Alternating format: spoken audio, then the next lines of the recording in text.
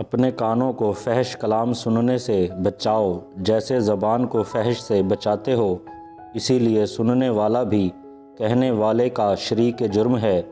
عالم کے لیے سب سے بڑا عیب یہ ہے کہ وہ اس چیز میں دلچسپی لے جس سے خدا نے منع کیا ہے، اور اس چیز سے بیزاری دکھائے جس کا خدا نے حکم دیا ہے۔ جد و جہد سے ہر مشکل آسان ہوتی ہے، اور محنت و مشقت سے ہر بند دروازہ کھل جاتا ہے۔ زمانے نے کچھ علم و ہمت مجھے سکھایا، جو کچھ تجربے میں نے حاصل کیا، جس قدر میرے علم میں اضافہ ہوا، اس سے اپنی عقل کا ناقص اور جاہل ہی مجھ پر منکشف ہوتا چلا گیا۔ طالب علم نفل نماز سے بہتر ہے۔ طالب دنیا اور طالب عقبہ دونوں کو علم حاصل کرنا چاہیے۔ علم کا مزہ اسے آتا ہے جس نے تنگ دستی کے باوجود علم حاصل کیا ہو۔ جس پر دنیا کی محبت غالب ہوتی ہے وہ اہل دنیا کا غلام ہے۔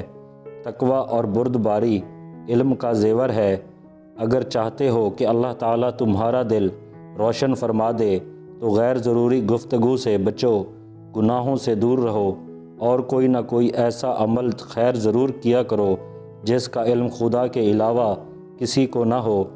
انسان کی تعلیم و تربیت جانوروں کو سدھانے سے زیادہ مشکل ہے۔ تم ہر ایک کو خوش نہیں کر سکتے، لہٰذا ہر کام میں خلوص دل پیش نگاہ رکھا کرو۔ ایمان 3 چیزوں سے مکمل ہوتا ہے: بھلے کام کرنا اور ان کا حکم دینا، برے کاموں سے پرہیز کرنا اور دوسروں کو ان سے باز رکھنے کی کوشش کرنا، حدود الہی کی نگہداشت کرنا۔ 3 چیزوں کی زیادہ عزت افزائی ذلیل کر دیتی ہے: عورت، خادم اور گھوڑا۔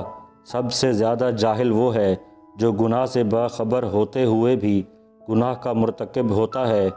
جب کام زیادہ ہو تو سب سے پہلے اس کام کو ہاتھ میں لو جو سب سے زیادہ اہم ہو۔